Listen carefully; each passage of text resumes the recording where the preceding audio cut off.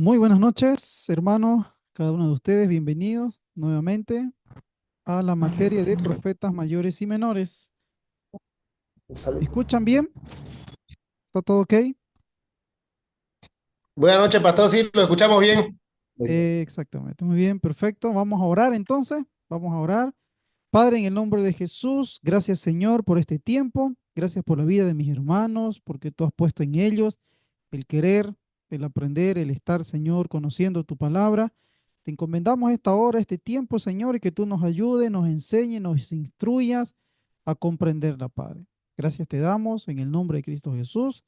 Amén y amén. Muy bien, voy a compartir la pantalla para continuar. Me avisan si se ve, que no haya ningún problema por ahí. Sí, se ve, Ya. pastor. ¿Se ve? Muy bien. Sí, se ve. Se ve bien, pastor. Ya, algunas características del movimiento profético vamos a ver esta noche. Algunas características del movimiento profético. Hasta acá hemos dicho, vamos a ir recordando algunas cositas que hemos visto, ¿ya? Hemos hablado acerca de una introducción al libro de los profetas mayores y menores. La Biblia hebrea, por ejemplo, agrupa a Isaías, Jeremías, Ezequiel bajo el volumen de los 12 profetas menores con el título de profetas posteriores. Hemos dicho la Vulgata Latina coloca los 12 profetas menores después de los mayores y junta la carta de Jeremías con Baruch. Hemos dicho también que tanto la tradición judía como cristiana considera a los profetas menores como un solo libro. El libro de los 12 profetas adoptó su forma actual en el siglo III antes de Cristo. Hemos dicho también que la terminología viene del sustantivo naví, no se olviden, ¿ya? Viene del sustantivo naví. ¿Qué quiere decir naví? Quiere decir llamado por Dios. Naví quiere decir llamado por Dios y viene del verbo acadio, nabú.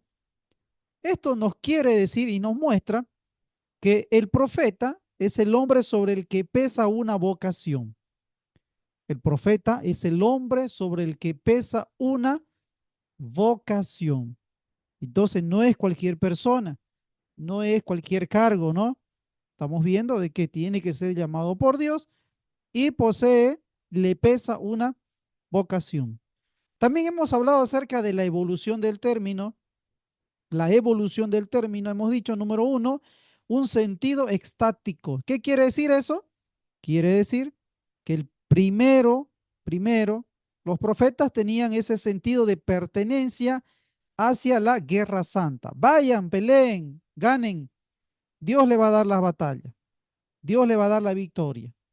Número uno. Número dos, tenía el sentido visionario. Con el tiempo, Naví, ¿no? Profeta, amplió su expresión y se enriqueció con nuevos sentidos. También hemos dicho, por ejemplo, hemos dicho acá de que ya no solamente era un sentido religioso nacionalista, ¿no? O de guerra santa, sino también un sentido visionario. ¿Qué quiere decir eso? Que ellos podían ver, que ellos podían ver, mostrar, explicar acerca de estos huesos vivirán, por ejemplo, preguntaba el profeta Ezequiel. Estos huesos vivirán, háblales, sentido visionario, porque vivirán. Luego tenemos el sentido oracular, hemos dicho el sentido oracular, ¿qué quiere decir? Que es el intermediario entre Dios y el pueblo. Pero acá hay un detalle muy importante. Profeta, el profeta, tiene o es portador de la palabra del Señor. Ojo aquí, ¿eh? El profeta es el portador de la palabra del Señor. Ese es el sentido oracular. Sentido oracular. Es el portador de la palabra del Señor. Luego hemos hablado acerca del contexto histórico, un periodo previo. Hemos hablado acerca de los grupos proféticos. Han habido profetas individuales. Hemos hablado acerca de los profetas canónicos o escritores. ¿Ya? Lo hemos dividido, por ejemplo, así, para recordar. antes del destierro, ¿qué hemos dicho? Antes de la deportación, antes del destierro quiere decir antes de la deportación o antes de la ida a la esclavitud, ¿no? No era tanto esclavitud, pero ya salieron de su tierra. ¿Qué? ¿Qué profetas estuvieron acá? Amós, Oseas, Isaías, Sofonías, Nahum, Jeremías y Habacuc, ¿ya? En el destierro hay, hay están los profetas de Ezequiel, Isaías y el segundo Isaías. Ojo, acá tienen que prestarle mucha atención. Ezequiel, Isaías y el segundo Isaías. ¿No? Hermano Rudy, ¿cuántos capítulos tiene Isaías? A ver, ¿cuántos capítulos tiene Isaías? Fíjense en el libro de Isaías. ¿Cuántos capítulos tienen? Ahí en la Biblia, para que entiendan esta parte. ¿Cuántos capítulos tiene Isaías? 66 libros, pastor. ¿Ya? Muy bien, tiene 66 libros. Ahora escúchenme bien. Puede ser pregunta de examen, ¿eh? Ustedes no están en una escuelita dominical, ¿ya? No están ahí en la iglesia, en un culto normal. Esto es un seminario teológico. Entonces ustedes han venido a aprender. ¿Y qué es lo que les quiero decir? Que el libro de Isaías no solamente lo escribió un Isaías, el libro de Isaías lo han compuesto tres distintos autores. Anoten bien, tres distintos autores. Hemos dicho del capítulo 1 al 39, un Isaías. Capítulo 1 al 39, un Isaías. Capítulo 40 al 55, el segundo Isaías. Ahí está en el texto, en la lámina igual. 40 al 55, Isaías capítulo 40 al 55, tenemos el segundo Isaías. Y del capítulo 56 al 66, anoten, tenemos el tercer Isaías. Tenemos el tercer Isaías. ¿Qué nos quiere decir esto? Que no hay un solo Isaías, no hay un solo autor. Y es más, le añado una cosa más a ustedes para que se rompan la cabeza. Estamos haciendo teología. A veces ni siquiera se llamaba Isaías. Decimos Isaías, pero hay un segundo Isaías y hay un tercer Isaías. Pero capaz no se llamó Isaías, el segundo Isaías, o el tercero. Pero ¿qué es lo que queremos, qué es lo que queremos entender, hermano? Como estudiantes de la palabra, de teología, ustedes tienen que entender y saber, comprender de que la palabra del Señor en Isaías tiene distintas connotaciones. Por ejemplo, hemos dicho del 1 al 39, del 1 al 39, el primer Isaías, estoy cansado de vuestros ayunos, estoy cansado de vuestras reuniones, estoy cansado de esto que hacen. Ese no es el ayuno que Dios eligió, esa no es la adoración que Dios quiere. Ah, ¿y en qué está? Está en el templo, está con los sacerdotes, está con los levitas, está con fiestas solemnes, ¿no? Pero miren, el segundo Isaías, hemos dicho del 40 al 55, cambia su forma de predicación, cambia el mensaje. Ya no es nacionalista, ya no es del templo, ya no es de los sacerdotes, ya no es de la fiesta. Habla del 40 al 55, nos habla acerca de que volvamos al Señor. El Señor no nos ha dejado. El Señor no nos ha abandonado. Aunque pasemos por fuego, aunque pasemos por agua, yo estaré contigo.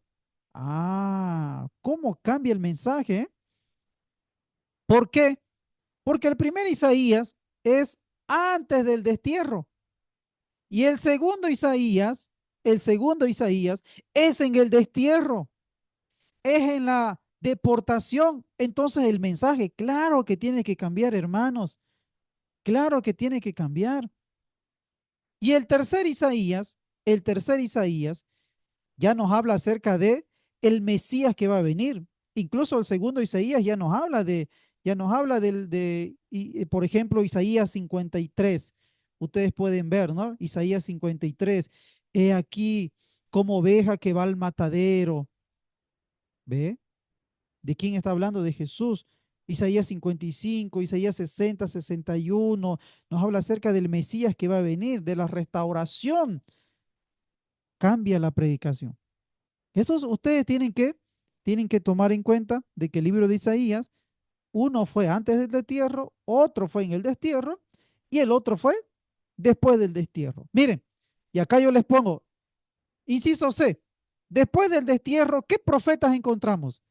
Ageo, Ageo, Zacarías, Malaquías y el tercer Isaías, miren, ¿ve?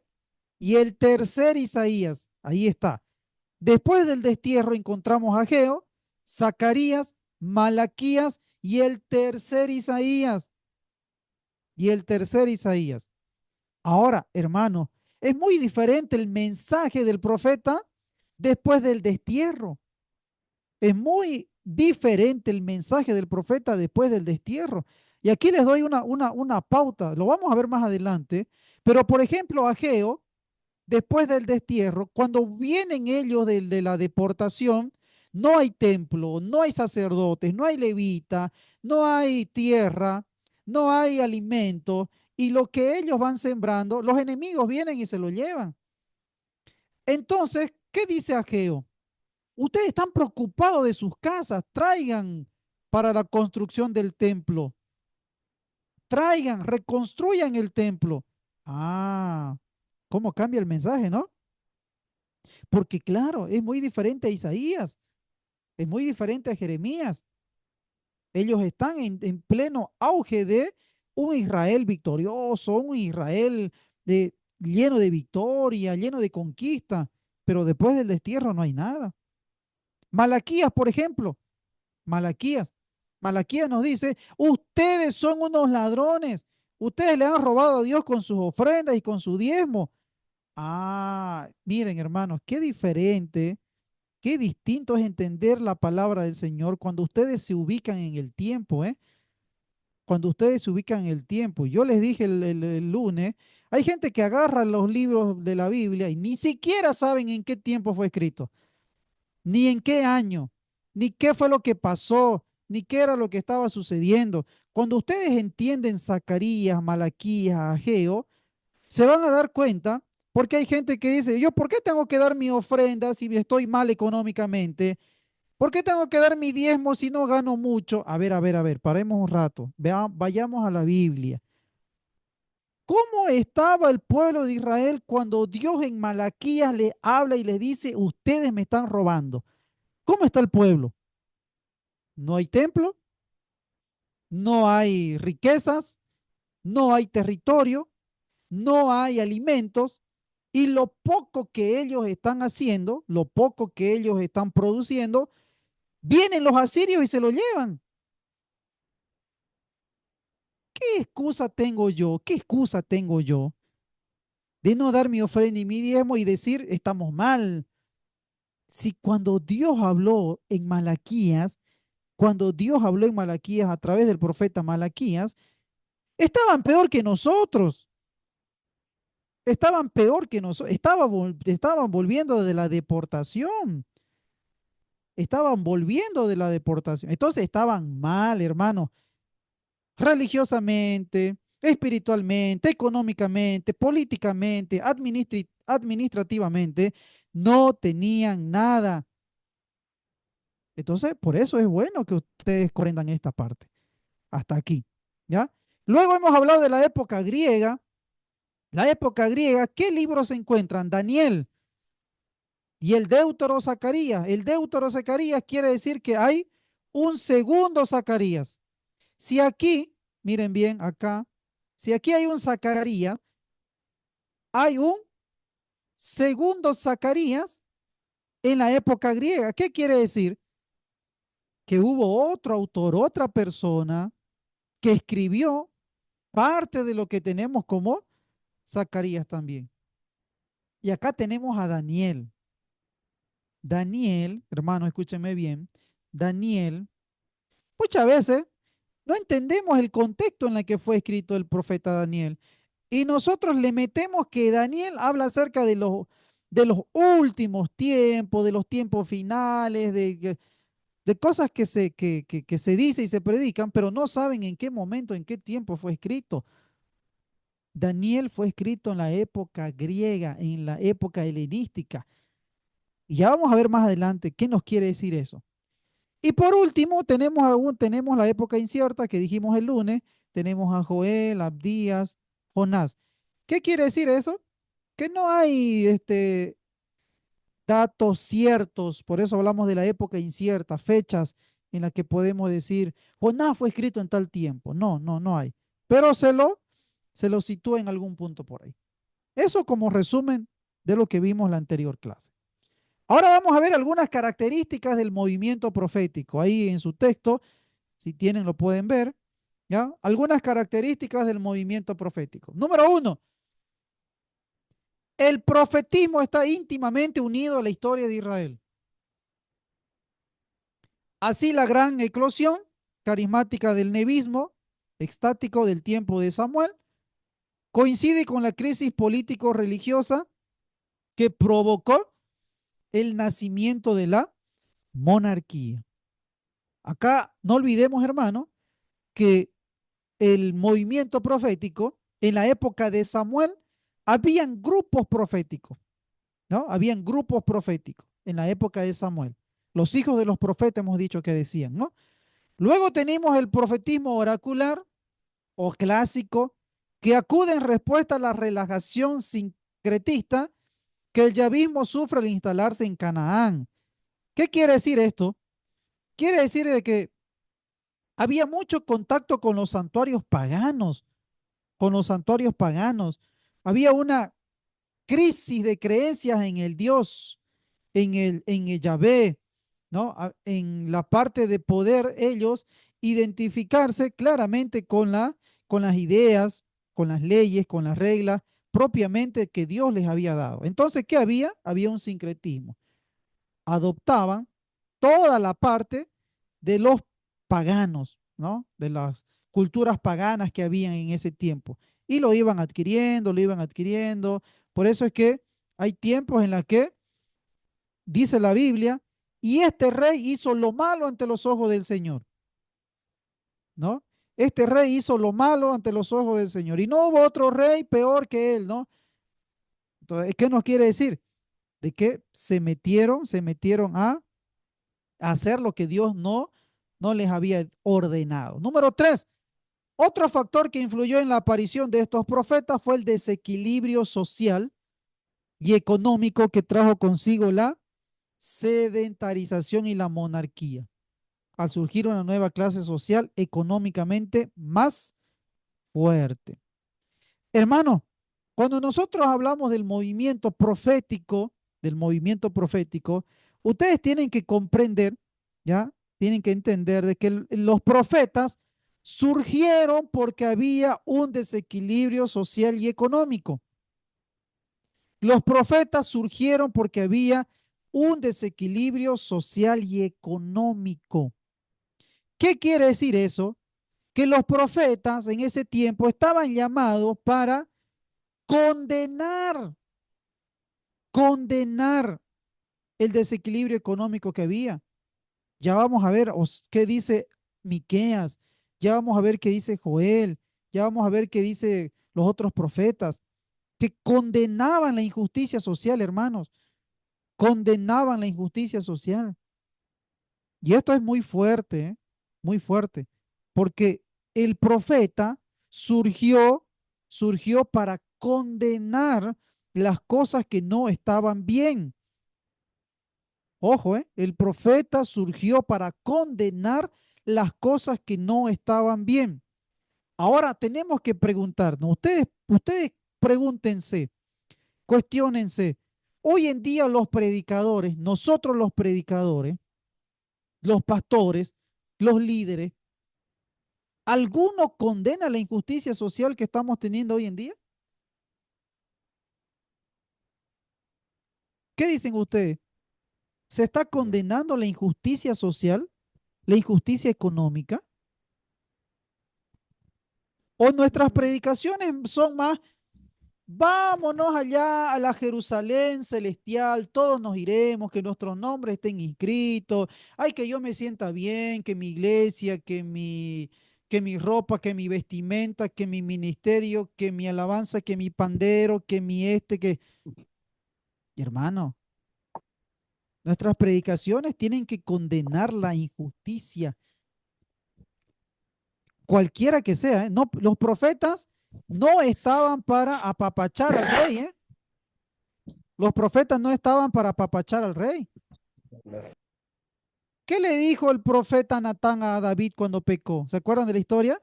El profeta Natán, ¿qué le dijo a David cuando David pecó? ¿Quién se acuerda? Habla de lo que quitó de uno de sus Ajá, luchadores, su mujer, y le dijo, ajá, digamos, de un pobre la quitaste y ¿qué ajá, harías? Lo preguntó. Tú mismo ajá. eres, le dijo. Eso es lo que entendí. Qué fuerte, hermanos, qué fuerte. Ese que hizo tal cosa debería morir, dijo el rey David. ¿Qué dijo Natán? ¿Qué dijo el profeta? Tú eres ese hombre, tú eres ese hombre. Uy, qué fuerte, ¿eh? ¿Estamos condenando nosotros el pecado? ¿Estamos condenando la injusticia? ¿O seguimos caminando con medio pie en el mundo? ¿Eh? Nos gusta el mundo, ¿eh? A la iglesia le gusta el mundo. Y nosotros que estamos estudiando, ustedes que se están formando, somos llamados a, ¿qué sería? A gritar, a proclamar, a denunciar las cosas que se están haciendo mal. ¿Sí? Eso es lo que dicen los profetas predicaron, anunciaron todo el desequilibrio económico, social, religioso, espiritual que había en ese tiempo, ¿eh? ¿Está claro? ¿Preguntas? ¿Dudas? Hermano Rudy, El Diana. texto, en qué está, en qué página está, pastor? Es lo que está explicando. A ver, vamos No a la ver. encuentro en el libro, por favor.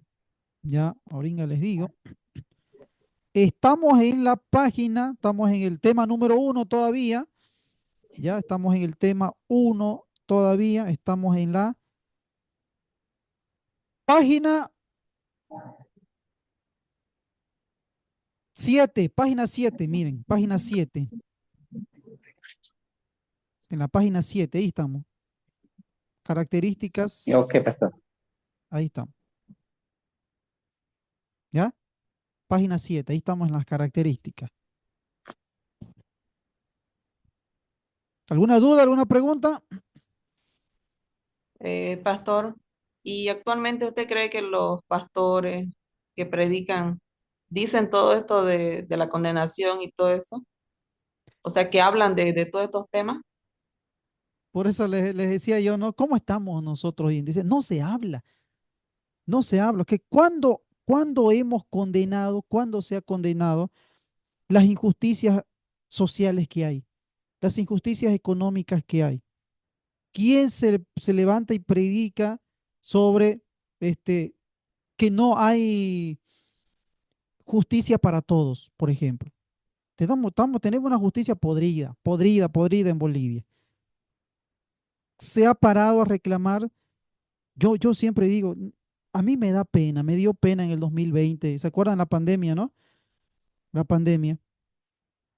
¿Qué, qué institución evangélica dijo, vamos a donar 10 ventiladores?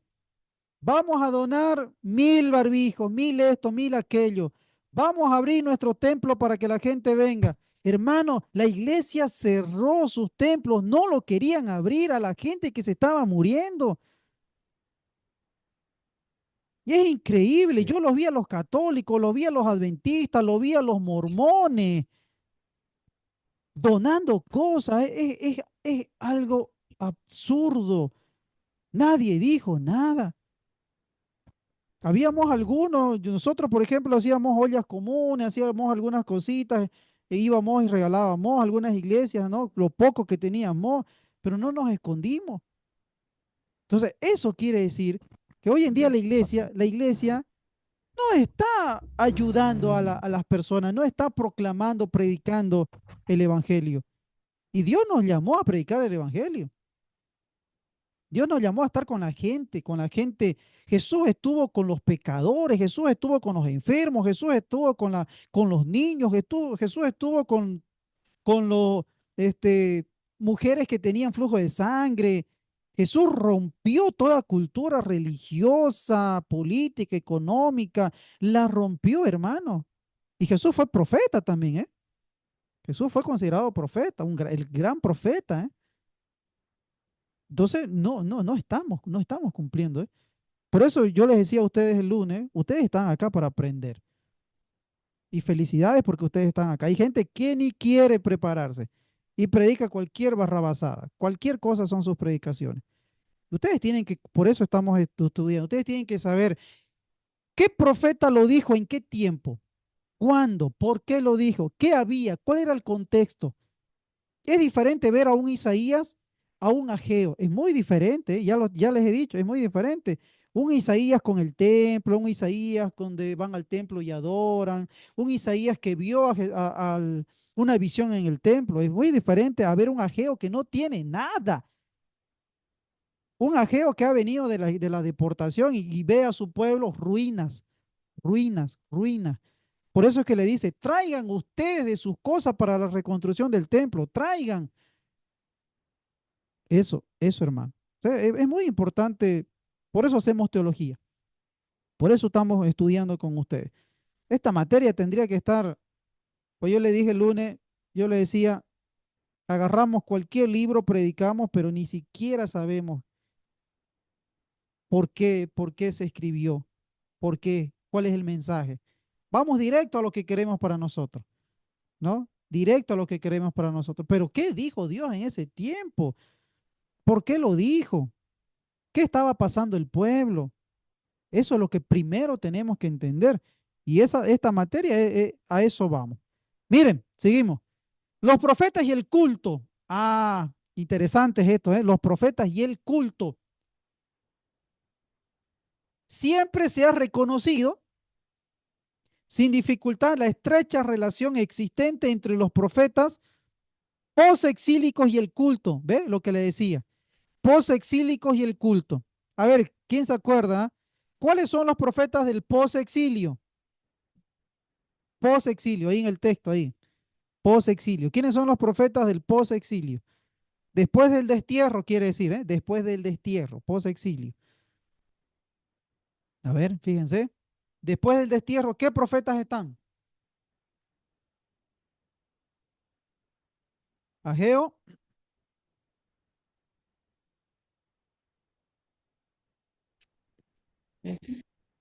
Ageo, Zacarías y Malaquía. Ah, muy bien, ¿ve? Ageo, Zacarías, Malaquías y el tercer Isaías, ¿no? Post-exilio. Ahora miren, es muy interesante esto, ¿eh? ¿Por qué? Porque hay una estrecha relación entre los profetas post-exílicos y el culto. Por eso es que nosotros tenemos que entender, ¿ya? De que cuando ustedes agarren a Ageo, Zacarías, Malaquías, los últimos capítulos de Isaías, por ejemplo, algunos puntos de Jeremías, porque Jeremías también está en el destierro, Jeremías está en el destierro, ustedes tienen que saber de que estos libros, libros, tienen mucha relación con el culto. ¿Por qué? Porque no hay templo. Porque el templo, cuando ellos han venido después del posexilio, está destruido. No hay, está acabado, está destrozado. No existe. Ellos lo tienen que reconstruir. Ellos tienen que reconstruir. Ellos tienen que volver a acomodar y poner cosas ahí. Entonces, claro, claro que va a haber una estrecha relación entre el profeta y el culto, porque hay que volver Hay que volver a hacer las cosas que teníamos antes, que se hacían antes de la deportación, antes del destierro. Por eso yo le decía, y acá es muy importante el dato, ¿eh?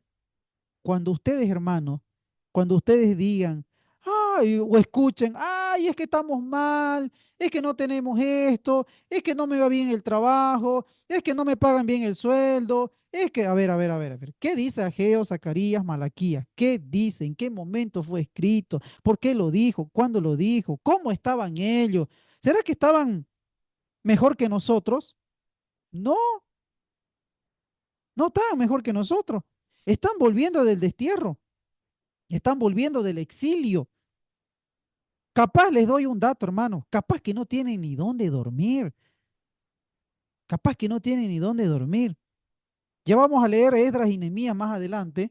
Esdras y Nehemías dice que con un brazo tenían la espada y con un brazo estaban construyendo el templo. Con un brazo tenían la espada y con otro brazo estaban construyendo el templo. ¿Qué quiere decir eso?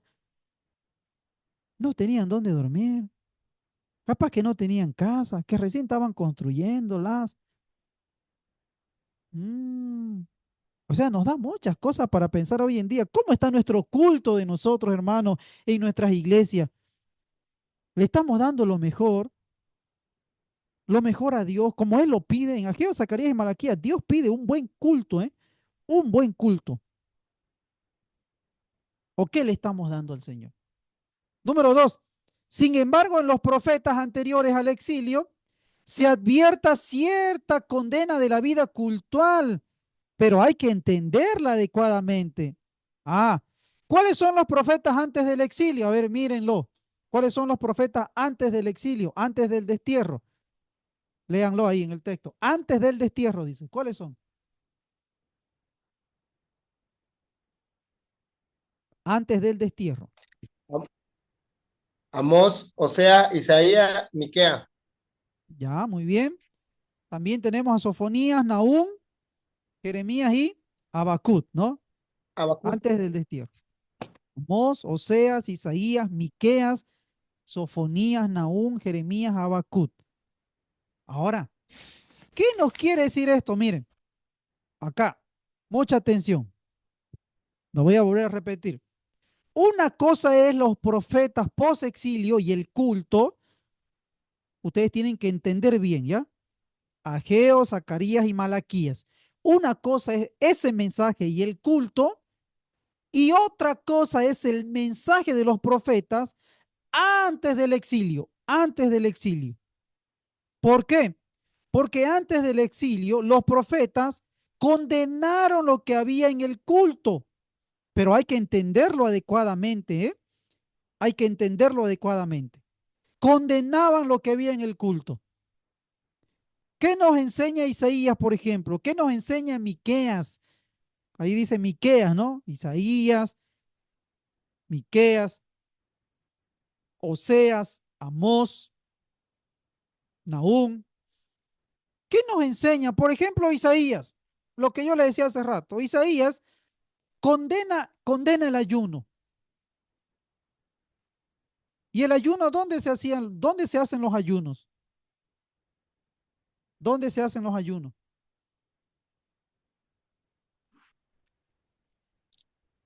En el En libro la de iglesia, Isaías en 50. tu casa. En la iglesia, exactamente, en el culto, ¿no? En el Sí. templo. Muy bien. Ah, pero Isaías condena lo que está pasando ahí en el templo. Estoy cansado de vuestros ayunos, le dice Isaías. Cansado, dice Dios, no Isaías. Cansado estoy de vuestros ayunos. ¿Es tal el ayuno que yo escogí? ¿No es más bien el ayuno desatar las ligaduras de impiedad, ir libres? Ah, es distinto, ¿eh? Amós, Amós dice, Miqueas, Miqueas dice en el libro de Miqueas, no hay en quién confiar, no hay en quién confiar, porque están llenos de maldad hasta la médula, están llenos de maldad. Dice, en la noche se echan a dormir y ya están maquinando qué mal van a hacer al otro día. Qué terrible, ¿eh? Entonces, hermano, ustedes tienen que entender, los libros antes del exilio, los profetas antes del exilio, condenan lo que había en el culto, ¿eh? Porque no se hacía bien lo que estaba pasando en los cultos, en los templos. No, no eran de acorde a las cosas de Dios. Incluso Jesús también dice, ustedes se están olvidando de la misericordia y del amor. ¿Qué es lo más importante? La misericordia y el amor. Jeremías dice, Señor, tus misericordias son nuevas cada mañana. Jeremías dice, no, tus misericordias son nuevas cada mañana. Entonces, ¿ya? Una cosa es los profetas después del exilio y otra cosa es el mensaje de los profetas después del exilio. ¿Está claro? ¿Dudas, preguntas? Hermano Aurelio, hermano Rudy,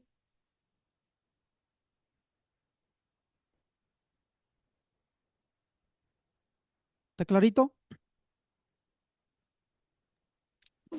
Pastor, ¿lo puede repetir lo último que dijo? Es que se cortó el internet, parece, y no se paralizó la imagen. Ya, ya.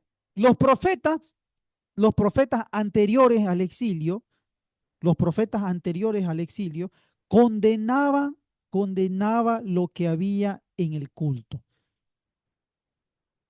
¿Ya? Los profetas antes del exilio condenaban lo que pasaba en el culto. Los profetas después del exilio nos llamaban a reconstruir las cosas del culto o del templo. Ageo, Zacarías, Malaquías, ¿no?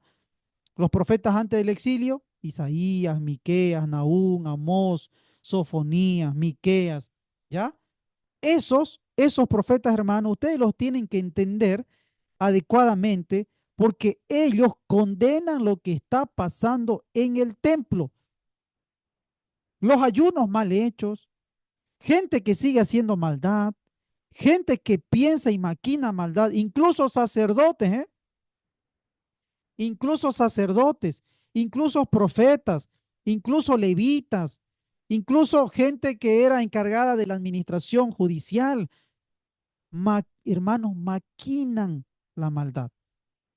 Entonces, a partir de eso, ustedes tienen que entender a los libros proféticos. Antes del exilio, en el exilio y después del exilio. ¿Ya? Antes del exilio, en el exilio y después del exilio. Entonces, tenemos que tomar en cuenta esta parte muy importante. ¿Está claro? ¿Ahora sí? Sí, ahora sí, pastor. Muy bien. Continuamos entonces. Los falsos profetas. Los falsos profetas. Acá tenemos que tomar en cuenta que la esencia del verdadero profeta radica en qué. ¿Qué hemos dicho que es Naví, que es profeta? Llamado por Dios, ¿no? En el cual pesa una vocación. Llamado por Dios. Ahora, en esto insiste mucho Jeremías. Y en el mismo sentido debe entenderse la solemnidad con que los profetas narran su vocación. Si hay verdaderos profetas, también hay falsos profetas. Y Jesús fue claro con esto, ¿no? Cuídense de los falsos profetas y los falsos maestros. Cuídense. ¿Mm? Cuídense de los falsos profetas y de los falsos maestros. Porque en el verdadero profeta, ¿por qué es verdadero profeta? Porque tiene un llamado, tiene una vocación divina. Ahora, ¿qué tienen que tomar en cuenta ustedes para distinguir a un falso profeta de un verdadero profeta? Primero, tenemos que tomar en cuenta que en la antigüedad, en la Biblia, los verdaderos profetas tenían, le acompañaban los milagros. Le acompañaban los milagros. Ahora, Número dos, las profecías cumplidas. Las profecías se cumplían. Número tres, la vida del profeta. Escuche bien, ¿eh? Número tres, la vida del profeta. Y número cuatro, su doctrina. Su doctrina. Repito, ¿cuáles son los criterios para distinguir a los falsos de los verdaderos? Número uno, los milagros. Número uno, los milagros. Número dos, las profecías cumplidas. Las profecías cumplidas. Número tres, la vida del profeta. Número tres, la vida del profeta. Número cuatro, la doctrina del profeta. La doctrina del profeta. ¿Qué nos quiere decir esto? ¿Qué nos quiere decir esto? Que un verdadero profeta, a un verdadero profeta, le acompañaban los milagros. Por ejemplo, Elías. ¿Qué tenía Elías? El profeta Elías. ¿Mm? Tenía milagros. El aceite y la harina no se le acabaron, ¿no? Y el profeta, ¿qué le dijo? Hazme unas tortillas. ¿Qué tenía, qué tenían los profetas mayores, los profetas menores? Ahora, hermanos, acá tenemos que entender una cosa. Muchas veces nosotros entendemos como milagros entendemos así como que alguien se sanó, ¿no? Alguien se le creció la pierna, el brazo, recuperó. Los milagros en el Antiguo Testamento, los milagros en el Antiguo Testamento no eran tanto de esas formas o de esas maneras, ¿ya? Los milagros, por ejemplo, en el Antiguo Testamento y lo que ustedes y los que vamos a ver, los que vamos a leer, por ejemplo, Isaías. Isaías, ¿qué le acompañaba? Jeremías, ¿qué le acompañaba? ¿Qué milagros les acompañaron a ellos? Por ejemplo, Jeremías dice que Dios le dijo, cómete ese libro, cómete ese libro. ¿Qué siente Jeremías? Le dice, siento algo dulce, pero luego algo amargo, dice. Siento algo dulce, pero algo amargo. Eso nosotros podemos catalogar como eso, pero eso no es un milagro, pastor, me van a decir. Pero son cosas que Dios les mandó a hacer. Oseas, por ejemplo, Oseas. ¿Qué le mandó Dios a Oseas? No es un milagro, algo que uno dice, wow, pero miren, Dios le dijo a Oseas, ve y cásate con una mujer prostituta. Ve y cásate con una mujer prostituta. ¿Qué haríamos nosotros si Dios nos manda, Dios nos manda a nosotros eso? ¿Obedeceríamos? Pero eso es algo que Dios le mandó, ¿eh? Sí, complicado. Complicadísimo, ¿eh? Ahora, mire, complicadísimo porque Amós era profeta, Oseas era profeta. La ley dice que él no tendría que casarse con ninguna mujer que haya tenido relaciones. El profeta se tenía que casar con una mujer virgen porque ¿m? El profeta tenía que casarse con una mujer virgen porque es profeta, con una mujer de su altura, mujeres preparadas para casarse con profeta. Pero ahí a esos milagros vamos. Número dos, las profecías cumplidas, ¿eh? Lo que el profeta predicaba, lo que el profeta anunciaba, se tenía que cumplir. Se tenía que cumplir. Si no, no era profeta. Acuérdense, por ejemplo, cuando Eliseos, Elías, ¿no?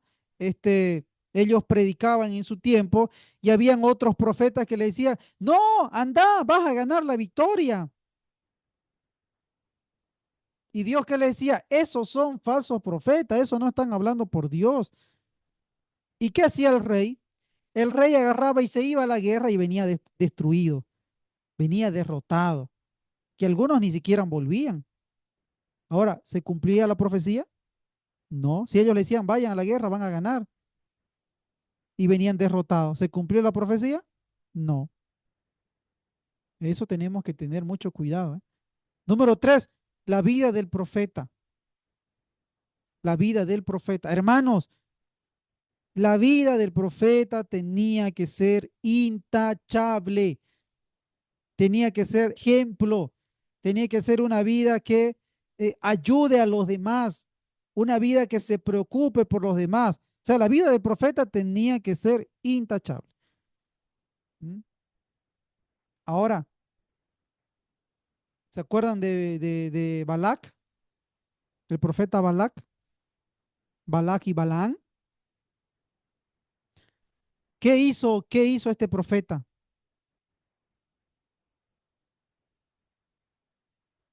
Se vendió por unas monedas, ¿se acuerdan? Se vendió por unas monedas. Y en el camino, ¿quién le habló en el camino? Mientras iban, mientras iban allá a donde donde estaba la guerra. ¿Quién le habló en el camino? La burra. ¿Se acuerdan? La burra que le habló. ¿No ves que está el ángel del Señor ahí al frente? Le dijo la burra. Le habló la burra al profeta. Imagínense una burra hablándole al profeta, una burra viendo al ángel de Dios y al profeta no viendo nada. Increíble. La vida del profeta estaba siendo corrompida porque se estaba yendo a un lugar donde Dios no lo había mandado por unas monedas. ¿Cuánto hay hoy en día de esto también en este tiempo, eh? Gente que se vende por unas monedas, que vende su testimonio por cosas. O sea, la vida del profeta, la vida del pastor, la vida de los líderes, tienen que ser una vida de ejemplo, una vida intachable, una vida que ayude, una vida que colabore, una vida que sea responsable. Y por último, su mensaje, la doctrina, ¿no? La doctrina. Por último, la doctrina. Ahora, la predicación tiene que ser lo que Dios ha dicho, hermanos. La predicación, el mensaje, tiene que ser lo que Dios ha dicho, lo que Dios ha mandado, lo que dice su palabra. No podemos salirnos de ahí. Ahora, vale, preguntábamos hace rato, ¿no? ¿Cómo estamos hoy en día? ¿Qué clase de predicaciones escuchamos hoy en día? ¿Será que escuchamos mensajes así bíblicos? Cuando alguien se para y dice, ven al Señor que tus problemas se van a acabar, ven al Señor que tu economía va a mejorar, ven al Señor que tú te vas a sanar, ven al Señor, a ver, ¿qué doctrina es esa, eh?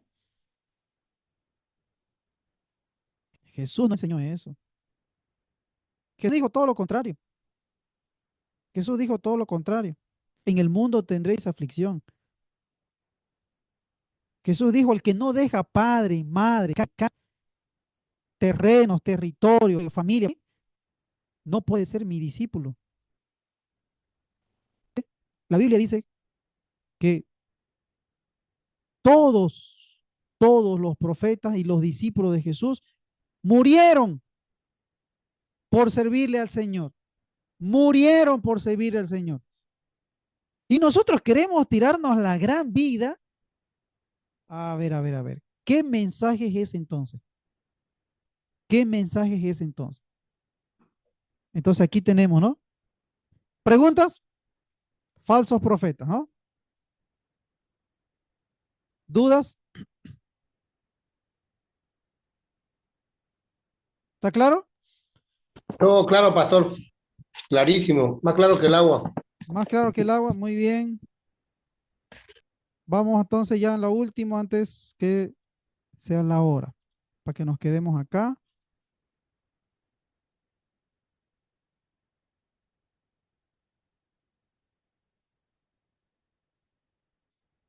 Muy bien. Los modos de comunicación divina. Modos de comunicación divina. ¿Se ve la pantalla, no? Modos de comunicación divina.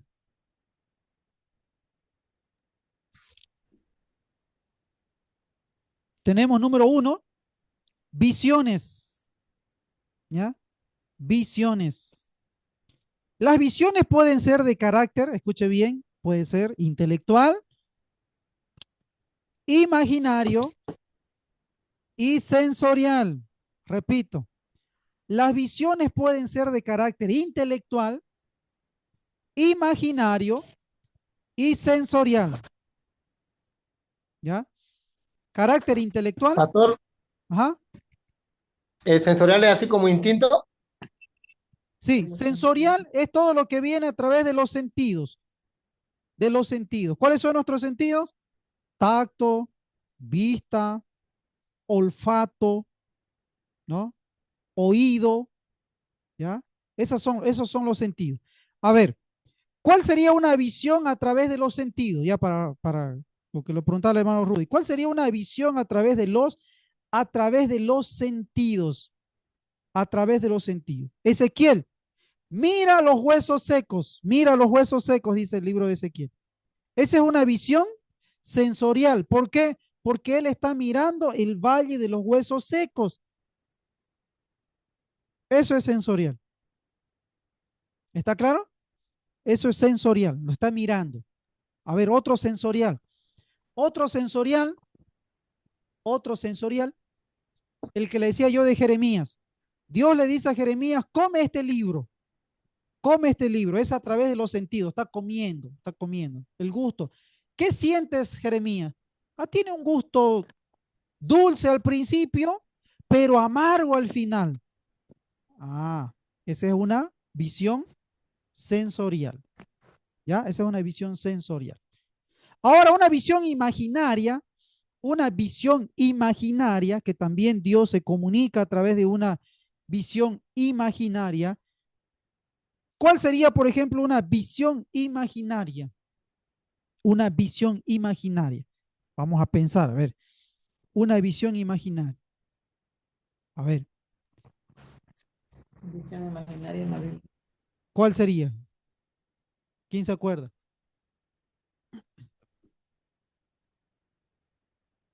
Piensen, a ver, una visión imaginaria.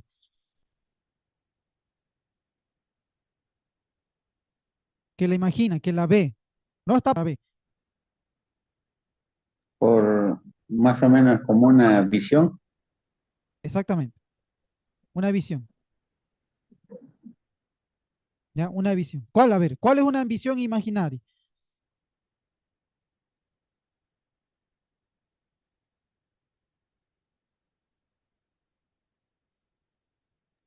como el libro de Daniel habla, que el Daniel, cuando Es, él interpretaba, ¿no? Es eso, un, muy bien. Eso es una visión imaginaria. ¿Eh? Una visión imaginaria es aquella que uno no ve cosas, ¿no? Solo que las imagina, ¿no? Las imagina. Por ejemplo, Daniel, ¿no? Todas las cosas de Daniel viene y dice y que él vio y soñó el rey que dice que vio la parte de la cabeza de oro, luego la otra parte plata, la otra parte bronce y la otra parte de hierro y de parte de hierro y de barro. Eso es imaginario.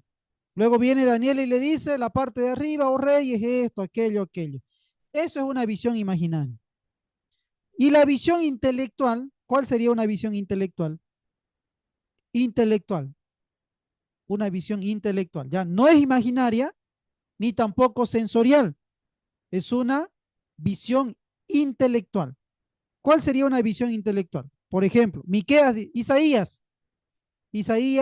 dice que y nacerá en la ciudad de Belén un rey. Ah, y nacerá en la ciudad de Belén un rey. Y la Virgen concebirá y tendrá a luz un hijo y llamará su nombre Emmanuel, porque él salvará a su pueblo de sus pecados. Ah, esa es una visión intelectual.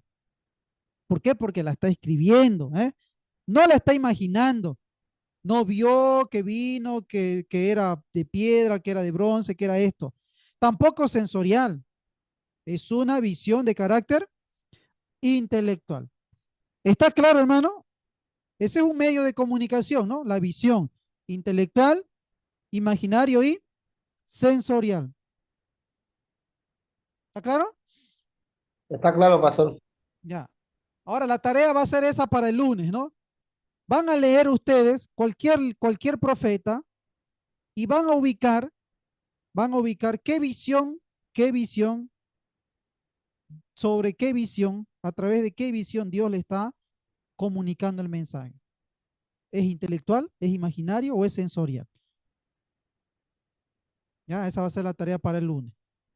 Que ustedes vean cualquier libro, a ver, vean Miqueas, lean Isaías, lean Habacuc, lean Ageo, y vean, a ver, o Daniel, ¿no? Vean Daniel. Ah, Daniel es visionario, es imaginario. Ahí me van a decir, van a escribir. Isaías capítulo 5 es intelectual, por ejemplo. Isaías capítulo 61 es intelectual, por ejemplo, ¿no? Eso. Las sensoriales pueden ser visuales, auditivas, táctiles y gustativas. Eso ya hemos dicho, ¿no?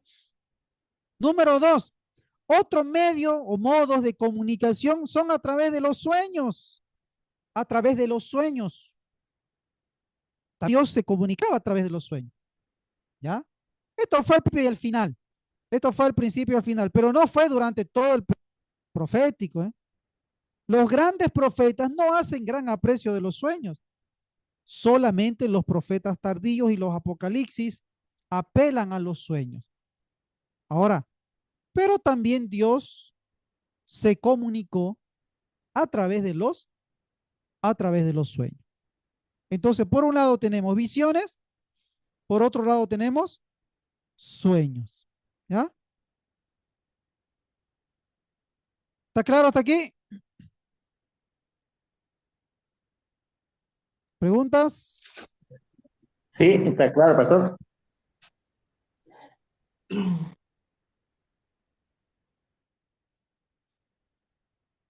¿No hay dudas? ¿No hay preguntas?